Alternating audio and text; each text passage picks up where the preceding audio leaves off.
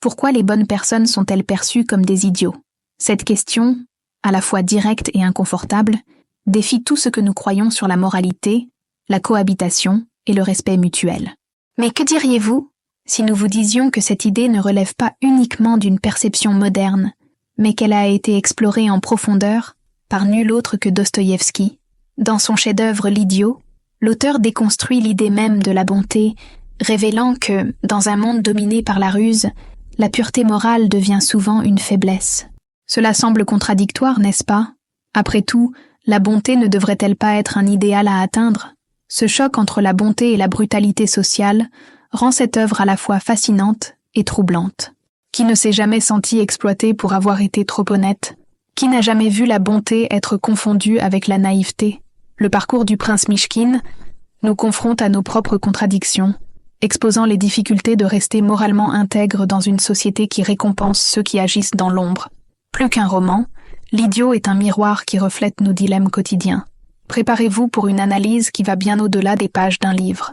Nous plongerons dans les complexités de Dostoïevski, explorerons des personnages aussi réels que nous-mêmes et découvrirons pourquoi la bonté est souvent mal comprise et exploitée. Et au passage, peut-être trouverez-vous des réponses à vos propres dilemmes. Après tout, la frontière entre être bon et être idiot n'a jamais été aussi fine, ni aussi fascinante à explorer. Au fil du temps, la bonté a été considérée comme une vertu essentielle. Mais Dostoïevski, dans L'idiot, ose en explorer un aspect moins flatteur, la vulnérabilité qu'elle implique. Il pose une question provocante. Dans une société gouvernée par l'égoïsme et la corruption, la bonté ne serait-elle qu'une forme d'idiotie? L'œuvre plonge au cœur de ce paradoxe, révélant que la quête de pureté morale se heurte souvent au mépris et à l'exploitation. Avec une précision quasi chirurgicale, l'auteur dévoile les contradictions humaines qui rendent la bonté rare et dangereuse. Ce concept central est incarné dans la figure du prince Mishkin, un protagoniste qui défie toutes les normes sociales. Non seulement il agit avec une sincérité désarmante, mais il le fait dans un contexte où la malice est la norme. Placé dans des situations exigeant ruse et stratégie, il répond par la compassion, ce qui lui vaut d'être qualifié de naïf. Mais être bon dans un monde cruel, est-il réellement une faiblesse? Ou cette bonté serait-elle un miroir dérangeant qui reflète la corruption des autres? Dostoïevski nous pousse à réfléchir en donnant vie à des personnages qui symbolisent le chaos moral de la société. Le plus grand triomphe de Dostoïevski réside peut-être dans sa capacité à susciter de l'empathie pour les incompris. Il ne s'agit pas simplement de juger un monde qui méprise la bonté, mais de comprendre l'impact de l'hypocrisie sociale sur ceux qui osent être différents. En écrivant L'idiot, il ne se contentait pas de critiquer son époque. Il exposait également une vérité universelle. Si la bonté est réellement l'essence de l'idiotie, comment pouvons-nous survivre dans un monde qui rejette ce qu'il y a de plus pur? Dostoïevski n'a pas seulement écrit une histoire, il a distillé ses propres expériences et souffrances dans chaque ligne de L'idiot. La trame de ce roman naît d'un lieu profond, où réflexion morale et tourments personnels se croisent.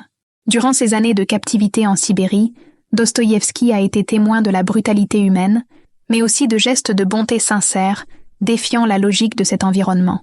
C'est dans ce creuset d'expériences qu'il a forgé sa vision du monde, transformant ses douleurs en intuition pour créer des personnages aussi vivants que les personnes qu'il avait côtoyées. Le prince Mishkin, à bien des égards, reflète les valeurs chrétiennes que Dostoïevski cherchait à réconcilier avec le chaos qui l'entourait. Inspiré par des idéaux tels que la compassion inconditionnelle et le sacrifice, Mishkin n'est pas simplement un personnage. Il est une extension des aspirations de l'auteur. Mais c'est là que réside le conflit. Dans une société où la bonté est perçue avec suspicion, comment ces vertus peuvent-elles subsister? L'expérience personnelle de Dostoïevski apporte une réponse. Il ne voyait pas la bonté comme un idéal parfait, mais comme un acte de résistance face à la cruauté qu'il avait lui-même observée. Entre les lignes de L'idiot, une voix résonne, nous interrogeant « Jusqu'où nos expériences de souffrance façonnent-elles notre capacité à comprendre les autres ?» Dostoïevski nous montre que la douleur elle-même peut devenir un outil pour cultiver l'empathie. Il n'a pas seulement écrit sur la bonté et le sacrifice, il les a vécus, transformant ces concepts en réalité viscérale. Et peut-être est-ce cette connexion personnelle qui rend l'œuvre si intimement liée à la réalité des lecteurs. Le prince Mishkin n'est pas un héros comme les autres. Dans L'idiot, Dostoïevski le décrit comme une sorte de Christ moderne, un homme dont la pure bonté semble déplacée dans un monde dominé par l'égoïsme et la trahison. Naïf, presque enfantin, il est souvent incompris par ceux qui l'entourent. Mais c'est justement cette simplicité qui fait de lui une figure unique, tandis que les autres personnages conspirent, rivalisent et succombent à leurs propres ambitions. Mishkin reste fidèle à son intégrité morale. Cependant, cette pureté est aussi une vulnérabilité. En refusant de manipuler ou de juger, le prince devient souvent la cible de la malveillance des autres. Nastasia Filipovna, par exemple, voit en lui une figure rédemptrice, mais aussi un miroir reflétant ses propres souffrances. Rogojine, quant à lui, perçoit sa bonté comme une faiblesse à exploiter. Ces interactions ne compliquent pas seulement la vie de Mishkin, elles illustrent aussi comment une bonté extrême peut sembler inadaptée, voire agaçante, dans un monde où la ruse est glorifiée. Dostoïevski excelle à nous pousser à réévaluer ce que signifie être bon. Le prince Mishkin n'est pas parfait, il commet des erreurs, est mal compris et semble souvent détaché de la réalité pratique. Mais peut-être est-ce là le message que Dostoïevski veut transmettre. La véritable bonté n'est ni stratégique ni calculée. Elle est brute, spontanée, pour cette raison même, souvent douloureuse. Et cette douleur, comme nous le verrons, contient des leçons qui vont bien au-delà des pages du roman. Si le prince Mishkin incarne la bonté, les personnages qui l'entourent symbolisent les contradictions et les tourments de la condition humaine. Nastasia Filipovna, par exemple, est une figure complexe, oscillant entre l'autodestruction et le désir de rédemption. Sa beauté et son intelligence sont accompagnées d'un profond sentiment d'indignité, forgé par un passé d'abus. Elle voit en Mishkin une chance d'échapper à ce cycle, mais son incapacité à accepter une bonté sincère la maintient prisonnière du chaos. Rogojine, en revanche, est l'opposé direct de Mishkin. Impulsif, jaloux et dominé par ses passions, il incarne le côté le plus sombre du désir humain, celui qui dévore tout sur son passage. Sa relation avec Mishkin est marquée par un respect contradictoire et une haine nourrie par l'envie. Cette dynamique illustre le combat perpétuel entre la pureté et la corruption, la raison et l'émotion. Quant à Aglaya, jeune et capricieuse, elle ajoute une autre dimension au conflit. Elle représente la quête de statut et de validation sociale, tout en étant attirée par la sincérité presque absurde du prince. Ce réseau complexe de relations et d'oppositions que Dostoïevski tisse dans l'Idiot ne sert pas seulement à raconter une histoire. Il nous invite à réfléchir sur la nature humaine, à la fois dans ses profondeurs les plus sombres et dans ses aspirations les plus lumineuses. À travers Mishkin et ceux qui gravitent autour de lui, Dostoïevski nous offre une méditation poignante sur la bonté, ses risques et son pouvoir transformateur. Ces personnages tissent un réseau d'interactions qui reflète les complexités de la vie réelle. Chacun est prisonnier de ses propres contradictions, et c'est la présence de Mishkin qui met en lumière leurs failles et leurs désirs cachés. Dostoïevski construit ses relations de telle manière que chaque personnage apparaît comme une pièce du puzzle de la condition humaine. Et au centre de tout demeure une question. Une bonté pure peut-elle exister dans un monde où chacun est en guerre contre lui-même? Le prince Mishkin est la preuve vivante que la bonté extrême peut avoir un coût trop élevé pour être soutenue. Tout au long de l'Idiot, sa volonté d'aider et de comprendre les autres le conduit inévitablement à des situations de souffrance. Il ne recherche pas le conflit, mais il attire les tragédies des autres comme un aimant. Cela s'explique par le fait que sa bonté ne fait pas de distinction. Elle est universelle, s'étendant à tous, indépendamment de leurs mérites ou de leurs intentions. Et dans ce processus, Mishkin finit par sacrifier sa propre paix intérieure. Dostoïevski construit le parcours de souffrance de Mishkin comme un reflet du sacrifice chrétien. Il ne résiste pas à la douleur, ni ne cherche à l'éviter. Au contraire, il l'accepte comme une composante de son existence. Lorsque Nastasia Filipovna oscille entre le rejeter et rechercher son soutien, Mishkin reste constant dans son offre de rédemption, bien qu'il sache que cette générosité l'expose à davantage de tourments. C'est comme s'il portait sur ses épaules les péchés et les faiblesses de tous ceux qui l'entourent, sans jamais rien demander en retour. Mais jusqu'où peut-il aller sans s'effondrer lui-même? Ce sacrifice est cependant un rappel que l'altruisme, poussé à l'extrême, peut devenir autodestructeur. Dostoïevski ne propose pas de solution facile, ni de fins heureuses. Il nous invite plutôt à réfléchir sur les limites du bien dans un monde imparfait. Peut-on vivre entièrement pour les autres, sans se perdre dans le processus? Cette tension entre le désir d'aider et le prix à payer pour cela prépare le terrain pour les développements ultérieurs de l'histoire. Dostoïevski explore également l'un des dilemmes les plus profonds de l'humanité dans l'Idiot. Sommes-nous réellement libres dans nos choix, ou sommes-nous enchaînés par nos passions et les attentes sociales? Le monde qui entoure le prince Mishkin est gouverné par des intérêts personnels, l'orgueil et la cupidité, révélant comment les décisions humaines reflètent de souvent des désirs égoïstes plutôt qu'une véritable liberté. L'auteur brosse un tableau sombre d'une société où le libre arbitre semble n'être qu'une illusion réconfortante, tandis que les choix sont guidés par des impulsions inconscientes. Mishkin, avec sa pureté presque divine, se présente comme un contraste à ce chaos. Il agit avec une liberté que peu comprennent, car il ne se laisse pas influencer par les conventions ou les peurs. Sa bonté désintéressée défie les comportements prévisibles de ceux qui l'entourent. Tandis que Rogojin est esclave de sa jalousie et que Nastasia Filipovna est entraînée par ses insécurités, Mishkin montre qu'il est possible de choisir une autre voie. Mais cette liberté morale, loin d'être admirée, est perçue comme une faiblesse ou même une provocation par ceux qui restent enfermés dans leur prison émotionnelle. La grande question que pose Dostoïevski est la suivante. Pouvons-nous vraiment choisir d'être bons dans un monde qui récompense l'astuce et la malice? Et, plus important encore, voulons-nous de cette liberté? Dans l'univers de l'idiot, la lutte entre le désir de liberté et la pression des contraintes extérieures est constante, laissant le lecteur réfléchir à la question suivante. Dans quelle mesure sommes-nous maîtres de notre destin ou marionnettes de nos passions? Cette ambiguïté autour du libre arbitre s'entrelace avec les dilemmes les plus chaotiques qui se profilent. Dostoïevski plonge dans une vérité inconfortable de l'existence dans l'idiot. La vie est, avant tout, chaotique. Les personnages ne suivent pas de schémas prévisibles, ne prennent pas de décisions linéaires et se contredisent souvent eux-mêmes. Cette imprévisibilité est ce qui rend l'œuvre si réaliste. Rogojin, par exemple, oscille entre un amour obsessionnel et une haine destructrice pour Nastasia Filipovna.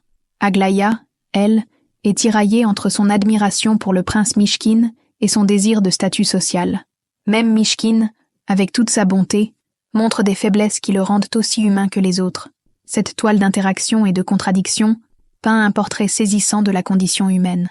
Dostoïevski ne nous offre pas une vision édulcorée de la bonté ou de la liberté, mais une exploration brute et honnête des forces qui façonnent nos vies.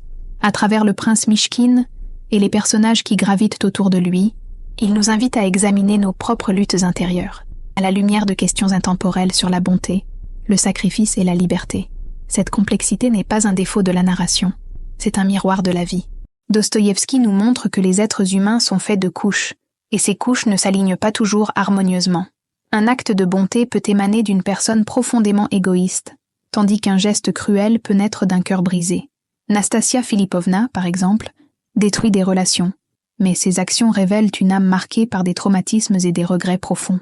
En observant ces personnages, il devient presque impossible de ne pas se reconnaître dans leurs contradictions. Le chaos décrit dans l'œuvre est un rappel que la vie n'offre ni solution facile, ni fin parfaitement arrangée, et ce n'est pas un hasard. En rejetant les idéaux des fins heureuses, Dostoïevski nous met au défi d'accepter l'imperfection comme faisant partie intégrante du parcours humain.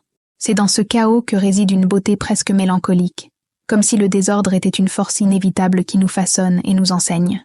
Pourtant, il y a encore plus de nuances dans cette relation entre chaos et tragédie qui méritent d'être explorées. Dans l'idiot, Dostoïevski aborde des questions qui continuent de résonner aujourd'hui. La bonté et la rationalité peuvent-elles prévaloir dans un monde qui récompense la ruse et l'égoïsme? Le dilemme moral que représente le prince Mishkin est universel et intemporel. Il défie l'idée que la bonté doit être pragmatique pour être efficace. Mishkin ne calcule pas, ne manipule pas, et cela le place dans des situations où sa moralité semble impuissante face aux forces écrasantes du monde qui l'entoure. Ces dilemmes se manifestent clairement dans des personnages comme Nastasia Filipovna, qui lutte pour croire en la pureté de Mishkin tout en sombrant dans ses propres insécurités. Sa tragédie personnelle reflète l'un des défis moraux les plus contemporains. Comment faire confiance à quelque chose de véritable dans un environnement où tout semble être une transaction? À l'opposé, Rogojin incarne le côté sombre de ce spectre, agissant impulsivement avec une intensité destructrice. Il nous pousse à nous interroger. Jusqu'à quel point nos choix sont-ils véritablement les nôtres, ou bien de simples réponses aux pressions et désirs intérieurs? Dostoïevski nous confronte à une vérité inconfortable. Dans une société qui valorise le gain immédiat et la ruse, être moralement intègre est un acte de rébellion. Les dilemmes qu'il présente dans le roman sont une invitation à réfléchir sur la manière dont nous faisons face aux choix difficiles dans nos propres vies. Et bien qu'il n'y ait pas de réponse définitive, la narration nous guide vers une compréhension plus claire des complexités de l'action morale dans un monde qui, bien souvent, ne la récompense pas. Avec sa vision profonde et presque poétique de l'existence humaine, Dostoïevski trouve une étrange beauté dans la souffrance. Dans l'idiot, la tragédie n'est pas seulement un élément narratif, elle devient une lentille à travers laquelle nous pouvons percevoir la complexité des émotions humaines. Le prince Mishkin, avec sa bonté qui le conduit constamment à la douleur, est la preuve vivante qu'il y a quelque chose de profondément humain dans le fait de souffrir pour les bonnes raisons. Il souffre non pas à cause de failles dans son caractère, mais précisément parce qu'il reste fidèle à ce qu'il est, même dans un monde qui ne le comprend pas. Cette idée de beauté dans la tragédie se reflète dans la relation tumultueuse entre Nastasia Philippovna et Rogojin. Bien que marqués par des moments de destruction totale, leur dynamique révèle aussi des instants de vulnérabilité et d'humanité. Lorsque Nastasia, dans son orgueil blessé, rejette la possibilité de rédemption que lui offre Mishkin, elle ne fait pas que s'autodétruire. Elle montre à quel point la souffrance est inhérente à la condition humaine. Il y a quelque chose de presque artistique dans ce tableau où amour et douleur s'entrelacent, rendant chaque scène mémorable et viscérale. Dostoïevski parvient à transformer le chaos et la contradiction en un portrait profondément humain. La vie, telle qu'il la décrit, n'est pas un voyage linéaire ni une quête de perfection. Elle est faite de luttes, d'échecs, de moments de grâce et de tragédies qui, ensemble, forment une mosaïque aussi belle que désordonnée. À travers ces personnages, il ne cherche pas à donner des réponses définitives, mais à refléter la vérité complexe de l'existence, invitant chaque lecteur à trouver ses propres réponses dans ce chaos fascinant. Dostoïevski nous rappelle que la tragédie n'est pas nécessairement une fin, mais une occasion de comprendre plus profondément la condition humaine. Le chaos, la souffrance, et même les erreurs de jugement sont des éléments d'un vaste mosaïque qui révèle la beauté des imperfections. Cette beauté, cependant, est éphémère, comme un aperçu de quelque chose de grandiose, avant de disparaître dans l'abîme de l'existence. Et c'est précisément à ce moment que la narration nous suspend, prêts à plonger plus profondément dans le message central de l'œuvre. Au cœur de l'idiot, Dostoïevski nous invite à réfléchir à la difficulté de maintenir une moralité dans un monde où l'égoïsme semble être la norme. Le prince Mishkin est une figure de bonté absolue, mais cette bonté, au lieu d'être célébrée, est sans cesse mise à l'épreuve, exploitée et même ridiculisée. L'auteur pose une question provocante. La bonté peut-elle vraiment survivre dans un environnement qui valorise la ruse, la manipulation et le gain personnel? Ou bien, dans un tel cadre corrompu, les bons sont-ils condamnés à l'échec? Ce message central est amplifié par le parcours de personnages comme Nastasia Philippovna et Rogojin. Nastasia, prisonnière de ses traumatismes, symbolise ceux qui peinent à faire confiance aux actes altruistes. Rogojin, consumé par ses passions, incarne le danger de vivre sous l'emprise d'impulsions égoïstes. Ces deux figures croisent le chemin de Mishkin, défiant sa vision du monde et montrant comment une bonté authentique peut devenir un fardeau dans une société qui n'est pas prête à l'accueillir. C'est comme si la pureté de Mishkin mettait en lumière les failles et les contradictions de ceux qui l'entourent. Dostoïevski ne propose pas de réponse simple. Au lieu de cela, il nous laisse face à une réflexion profonde sur la nature humaine. La bonté est une force transformatrice, mais elle est aussi fragile et douloureuse. Elle exige des sacrifices et, souvent, ne reçoit pas de réciprocité. Cette complexité est ce qui rend le message de l'idiot si puissant et intemporel. Il ne se contente pas d'exposer les défis de la bonté, mais nous pousse à réfléchir à la manière dont nous choisissons de vivre et d'interagir avec les autres dans un monde imparfait. La grande leçon de Dostoïevski est que, bien que la bonté soit douloureuse, elle est également transformatrice. Les petits actes de compassion ne changent peut-être pas le monde immédiatement, mais ils peuvent changer la journée de quelqu'un. Et peut-être, juste peut-être, cela suffit pour amorcer un changement. Ce sont ces moments de grâce et de générosité, aussi modestes soient-ils, qui portent en eux l'espoir d'un avenir meilleur. À travers l'idiot, Dostoïevski nous invite à voir la bonté non pas comme une faiblesse, mais comme un choix courageux et profondément humain dans un monde souvent indifférent.